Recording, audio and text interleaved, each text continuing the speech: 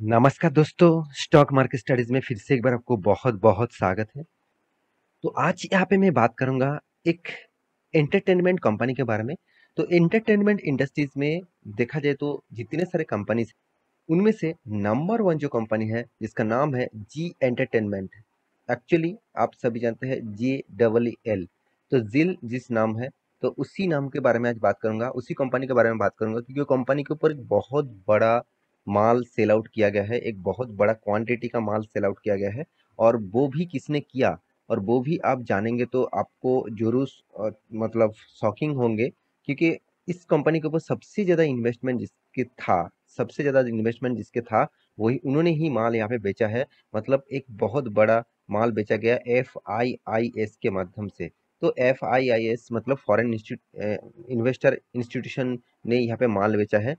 तो पूरे डिटेल्स में डिस्कस करूंगा। तो इस माल बेचने के कारण क्या कंपनी के ऊपर खतरा आ सकते हैं, तो चलो उसी के ऊपर मैं डिस्कस करूंगा। तो वीडियो को लास्ट तक देखना, और अभी तक आपने इस चैनल को सब्सक्राइब नहीं किया तो प्लीज सब्सक्राइब कर लीजिए, क्योंकि आपके प्यार के बिना, सपोर्ट के बिना कुछ भी संभव नहीं है। और साथ ही साथ आपको मैं डेली बेसिस बोलता रहता हूँ कि आप टेलीग्राम के जाकर ज्वाइन करिए। अगर आपको इंट्राडे में पैसा कमाना आप चाहते हैं, इंट्राडे में आप काम करके पैसा कमाना चाहते हैं, तो आपके लिए टेलीग्राम चैनल बेस्ट रहेगा।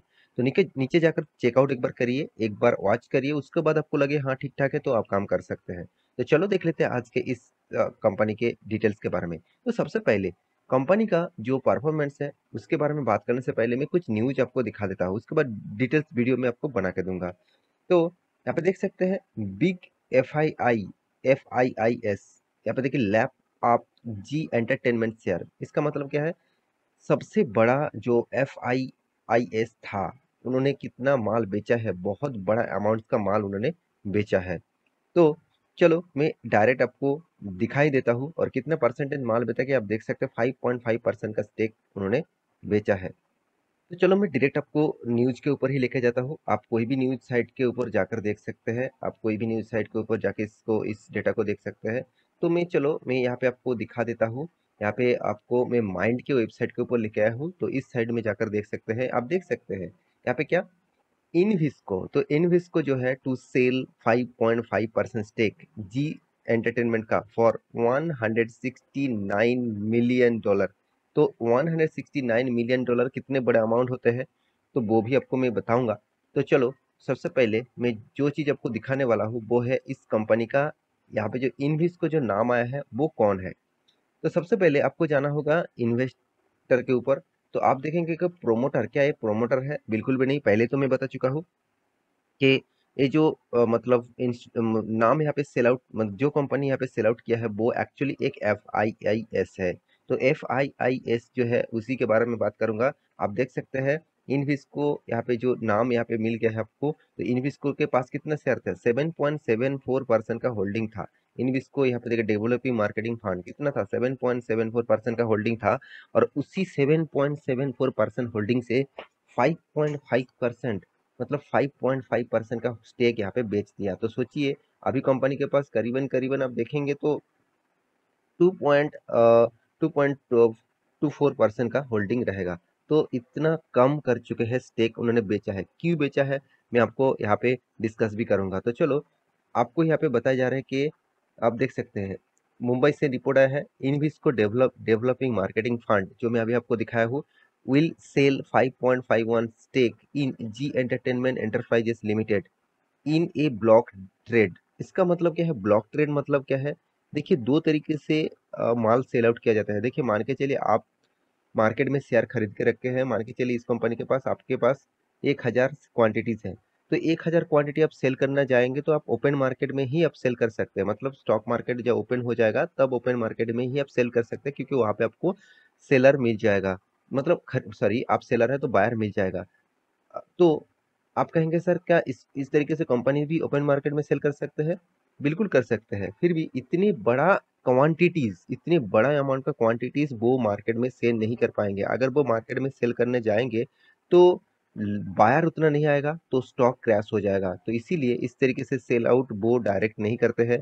वो दूसरे कोई और एक पार्टी डायरेक्ट आकर ब्लॉक डील के माध्यम से सेल किया जाता है। मतलब मान के चलिए यहाँ पे आप है, और यहाँ पे और बहुत सारे लोग हैं। आपने माल बेचना चाहा, तो वो माल खरीदना चाहेंगे तो पूरा का पूरा वो माल आपका उठा लेंगे। तो यहाँ पे दो पार्टी माल नहीं उठाएगा, एक पार्टी ही माल उठा लेंगे। शायद वो दो पार्टी भी उठा सकते हैं, वो ओपन मार्केट में नहीं जाएगा, क्योंकि ओपन मार्केट में कौन खरीदारी करेंगे उसका कुछ गारंटी नहीं होता। अगर खरीदारी ना हो, मतलब बायर ना हो, तो सेल नहीं हो जाएंगे, मतलब हो पाएंगे। तो इसीलिए हमेशा ब्लॉक डील के माध्यम से सेल किया जाता है। तो यहाँ पे ब्लॉक डील के माध्यम से ही सेल किया जा रहा है। और यहाँ पे टोटल कुल मिलाकर देखा है तो 169 मिलियन डॉलर। तो 169 चलो 69.5 मिलियन डॉलर देख ही लेता है कितना बड़ा अमाउंट होते हैं। तो यहाँ पे देख सकते हैं आईएनआर में आप कन्वर्ट करेंगे तो करीबन करीबन 16 करोड़। चलो मैं एक बार को कैलकुलेट करके बताए तो हाँ, मैं यहाँ पे लिखना चाहता हूँ 16 करोड़ 95 लैक्स। तो 16 करोड़ 95 लैक्स का टोटल यहाँ पे डील हो चुके हैं। तो कितना बड़ा अमाउंट है आप सोच सकते हैं, कितना बड़ा अमाउंट का यहाँ पे डील्स हो चुका है। तो यहाँ पे जो माल बेचा गया, क्या उसके कारण स्टॉक के ऊपर प्रेशर कुछ आया है? बिल्कुल भी नहीं। आप अगर इसका चार्ट पैटर्न देखेंगे तो आपको कुछ भी प्रेशर देखने को नहीं मिलेगा। उल्टा आपको अच्छा खासा गेन देखने को, हाँ छोटा सा मार्केट जो ओपन हुआ उसके बाद थोड़ा सा रिकवरी किया था, उसके बाद फिर से वही लेवल में जाकर क्लोजिंग हुआ। इसका मतलब क्या है? इसका मतलब है स्टॉक के ऊपर कुछ इफेक्ट नहीं पड़ा, क्योंकि देखिए किसी ने माल बेचा है तो दूसरे कोई किसी ने माल खरीदारी किया भी होंगे। तो कौन माल खरीदारी किए हैं तो उसके बारे में डिटेल्स डेटा यहाँ भी अवेलेबल नहीं है। फिर भी मैं एक बार आपको देख लेता हूँ। यहाँ पे देखिए दूसरे एक साइड में मैं आ चुका हूँ द इकोनॉमी टाइम्स के ऊपर। इस साइड में जाकर भी आप देख सकते हैं। यहाँ पे देखिए big F I I lap आप जी एंटरटेनमेंट शेयर होल्डिंग। यहाँ पे देखिए फेथ ऑन ग्रोथ जो प्रोस्पेक्टिव्स है, तो उसके हिसाब से उन्होंने माल बेचा है, इसी के बारे में बात किया जा रहा है। तो क्यों माल बेचा, तो उसके पीछे कारण उन्होंने जो यहाँ पे दिखाया है वो कारण मैं आपको बता देता हूँ। बिग फॉरेन इंस्टीट्यूशन जो उन्होंने माल बेचा जी एंटरटेनमेंट में through open market on Thursday के दिन, मतलब इन यहाँ पे देखिए कंपनी ने जो बताया है, कंपनी बताया है कि एक्चुअली जो मार्जर का जो डील है सोनी पिक्चर के साथ, सोनी एंटरटेनमेंट के साथ, जो जब डील फाइनल हो जाएगा तब कंपनी का कंपटीटर नहीं रहेगा। कंपनी मतलब एक और भी एक नया मतलब प्रेशर में आ सकता है। तो इस तरीके से बातचीत उन्होंने कहा है रिपोर्ट के माध्यम से। तो इसी के कारण स्टॉक के ऊपर प्रेशर देखने को मिला। तो अभी क्या सच है क्या गलत है वो तो आपको बाद में पता चलेगा। फिर भी देखिए कोई इंस्टीट्यूशन हमेशा वो इस तरीके से माल बेचता रहता है और खरीदते भी रहते हैं। शायद वो आज माल बेचते हैं, कुछ दिनों के बाद फिर से वो शायद माल खरीदारी कर भी सकते हैं, क्योंकि उन्होंने जो माल बेचा ऑब्वियसली प्रॉफिट में बेचा, क्योंकि उन्होंने बहुत पहले से ही निवेश करके रखा। आप इसका होल्डिंग देखेंगे तो आपको पता चलेगा वो कब से निवेश करके रखा है। आप देखेंगे तो सितंबर 19 से निवेश करके रखा है। सॉरी से 2020 से निवेश करके रखा है, मतलब मार्च क्वार्टर से निवेश करके रखा है। तो सोचिए मार्च क्वार्टर से निवेश करके रखा है तो मार्च से इसका प्राइस कितना था वो आपको दिखा देता हूँ। मार्च क्वार्टर 2021 का जो प्राइस था इसका, तो यहाँ पे आप देखेंगे तो चलो यहाँ पे मैं आपको दिखाता हूँ। हाँ यहाँ पे देखिए मार्च क्वार्टर में इसका प्राइस था करीबन करीबन 237 के आसपास, इस लेवल में था।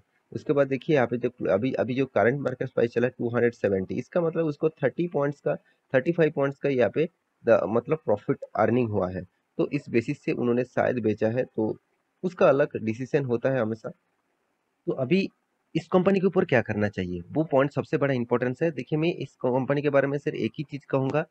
कंपनी की जो परफॉर्मेंस है, अभी जो कंपनी का हालत हालत है, वो उस हालत के बेसिस से देखा है तो कंपनी में कुछ मतलब गड़बड़ी उतना भी नहीं है। आप देखेंगे तो कंपनी का रेवेन्यूज लगातार लगातार मेंटेन कंपनी कर रहा है। साथ ही साथ कंपनी का नेट प्रॉफिट के बारे में बात करूँ, ऐसे नहीं कंपनी लॉस किया। हाँ कोविड के सिचुएशन में लॉस हुआ, उसके बाद देखिए फिर से रिकवरी हुआ, क्योंकि देखिए कोविड के सिचुएशन में इस इंडस्ट्रीज में ज़्यादा से ज़्यादा प्रोजेक्ट बंद था, तो सिनेमा हॉल्स बंद थे, इसलिए सिनेमा भी बना, मतलब सिनेमा नहीं बना पाए।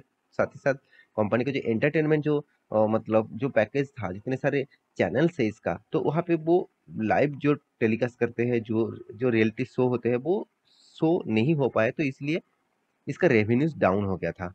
तो उसके बाद फिर से धीरे धीरे करके वो रिकवरी कर रहे हैं। तो कंपनी का अर्निंग पर शेयर में बात करूँ तो उसी लेवल में दिखेगा 10 रुपीज के आसपास। रिटर्न ऑफ इक्विटीज के बारे में बात करूँ तो 8 रुपीज के आसपास देखने को मिलेगा। अभी जो चीज देखना है वो है डेप्थ ऑफ इक्विटी। तो कंपनी का कर्जा एकदम ना के बराबर है, तो यही एक खासियत है इस कंपनी का।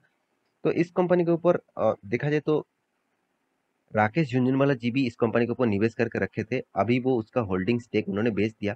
आप देख सकते हैं इस कंपनी का सबसे वीक पॉइंट्स क्या है, इसका प्रोमोटर। प्रोमोटर खुद में यहाँ पे माल बेच के भागना चाहते हैं, क्योंकि इस कंपनी में बहुत ज़्यादा केस कोर्ट मतलब कोर्ट केस पेंडिंग है। तो उसके बेसिस से इस कंपनी के ऊपर निवेश करना मेरे हिसाब से बहुत बड़ा रिस्की गेम खेलना होगा, क्योंकि जो कंपनी का प्रोमोटर नहीं है, उल्टा जितना प्रोमोटर के पास होल्डिंग है उससे भी ज़्यादा वो कर्जा लेके रखा है। मतलब पूरा का पूरा शेयर गिरवी रख के ज़्यादा से ज़्यादा वो कर्जा उठा के रखा है। मान के चलिए आपके पास 4% का स्टेक है, और उस 4% से आपने 6% का मतलब लोन उठा के रखा है। मतलब आप 4% बेचेंगे फिर भी आपको 2% ज्यादा घर से पैसा देना पड़ेगा, तो इस तरीके से लोन उठा के रखा है। तो ये एक बहुत बड़ा नेगेटिव पॉइंट है। तो इस कंपनी के ऊपर सबसे ज्यादा होल्डिंग किसके पास है? एफआईएस के पास। उसके पास किसके पास? डीएस के पास। उसके बाद किसका? पब्लिक के पास। उसके बाद खुद प्रोमोटर के होल्डिंग है, छोटा मोटा होल्डिंग है। तो ये बात भी आपको ध्यान में रखना है। तो कंपनी के चार्ट पैटर्न के बारे में बात करते हो, कंपनी के चार्ट पैटर्न आप दिखा दूं, मैं लॉन्ग टर्म विजन के हिसाब से आपको चार्ट पैटर्न दिखा दूं। देखिए कंपनी हाई किया था करीबन 650 के आसपास, और वो भी 2017 में। और उसके बाद देखिए कंपनी लगातार लगातार गिरते गए। तो मेरे हिसाब से इस कंपनी के ऊपर जितने सारे लोग निवेश करके रखे हैं, तो बहुत रिक्सी गेम आप खेल रहे हैं। तो आप रिक्सी प्लेयर है तो ठीक है, अगर आप सेफेस्ट जोन में काम करना चाहते हैं तो इस कंपनी से दूरी रहिए। तो आशा करता हूँ सारे जानकारी को मिल चुका है। मेरे वीडियो कैसा लगा जरूर कमेंट करना। इसी तरीके से वीडियो पाने के लिए चैनल को सब्सक्राइब भी करना। मिलते नेक्स्ट नया स्टॉक लेके, तब तक के लिए अच्छे से रहिए, अपने ख्याल रखिए, बाय बाय।